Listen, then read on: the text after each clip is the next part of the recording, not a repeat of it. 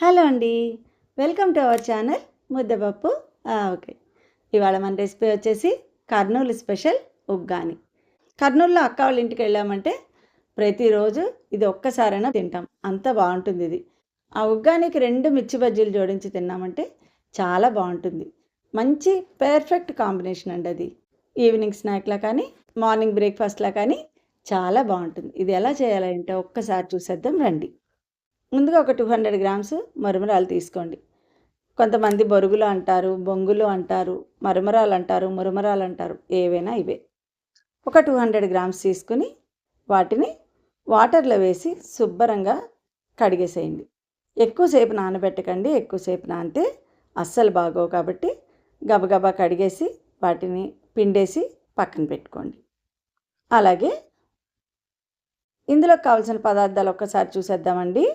ఒక 2 టమాటాలు చిన్న చిన్న ముక్కలుగా కట్ చేసి పెట్టుకోండి. అలాగే ఒక ఉల్లిపాయను కూడా ముక్కలుగా కట్ చేసి పెట్టుకోండి.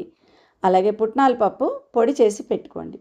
ఒక 2 ఎండుమిరపకాయలు, ఒక హాఫ్ టేబుల్ స్పూన్ జీలకర్ర, అలాగే కొంచెం పసుపు, కొంచెం కరివేపాకు, అలాగే కొంచెం కొత్తిమీర, ఆయిల్ ఒక హాఫ్ కప్ తీసుకోండి. ఎలా తయారు చేయాలి ఏంటో ఒక్కసారి చూసేద్దాం. పొయ్యి మీద కొంచెం వెడల్పాటి కడాయి పెట్టుకోండి. కొంచెం ఫ్రీగా కలపడానికి బాగుంటుంది.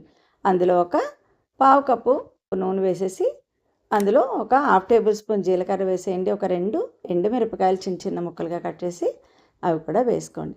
ఆ 2 కాస్త చిటపట్లాడే వరకు కొంచెం వేగే వరకు వేయించేసేసి అందులో ఉల్లిపాయను చిన్న చిన్న ముక్కలుగా తరుక్కుని అందులో వేసేసుకోండి. అలాగే ఒక గుప్పెడు కరివేపాకు కూడా అందులో వేసేసుకోండి. వేసుకుని అన్నీ కలిపి ఒక్కసారి కలిపేసుకోండి. ఇప్పుడు అందులో చిటికెడు పసుపు కూడా వేసేసుకోండి.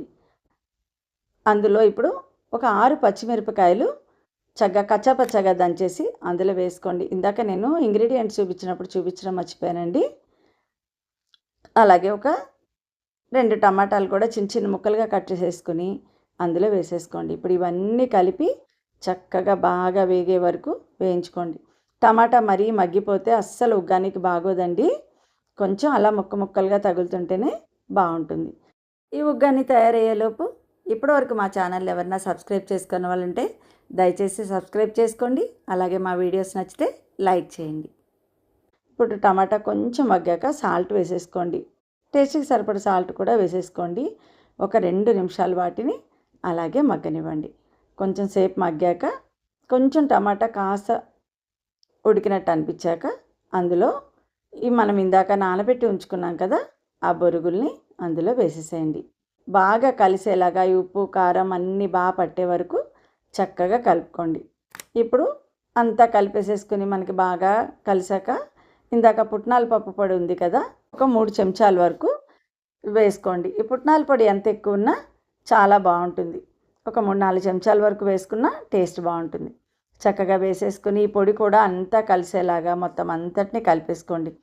ఇందులో కొంచెం కొత్తిమీర జల్లేసేసుకుని అంతా శుభ్రంగా కలిపేసేసుకోండి. పొయ్యి ఆపేసేసి ఇవన్నిటిని ఒక గిన్నెలోకి తీసేసుకోండి చక్కగా. ఇప్పుడు ఇందులోకి కాంబినేషన్గా మిర్చి బజ్జీ ఎలా చేయాలనేది ఒక్కసారి చూసేద్దాం రండి. ఒక 2 కప్పులు శనగపిండిని తీసుకోండి. అందులో కాస్త సోడా వేసుకోండి. ఒక పావు టీ స్పూన్ సోడా వేసుకుని అలాగే కొంచెం సాల్ట్ కూడా వేసుకోండి. వేసేసుకుని కొంచెంగా నీళ్లు పోసుకుంటూ బజ్జీల పిండికి సరిపడ్డట్టు కలిపేసేయండి. మరీ పలుచగా కలపకండి. కొంచెం తిక్కుగా ఉండేలాగా కలుపుకోండి. పొయ్యి మీద డీప్ ఫ్రైకి సరిపడా ఆయిల్ని పెట్టుకోండి.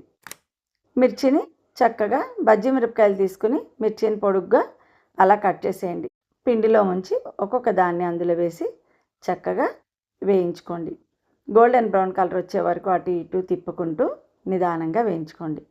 అన్నీ కలిపి వేగాక తీసేసుకొని ఉగ్గాని తింటూ ఉంటే చాలా బాగుంటుందండి. ఈ రెసిపీ కనుక మీకు నచ్చితే లైక్ చేయండి, షేర్ చేయండి, సబ్స్క్రైబ్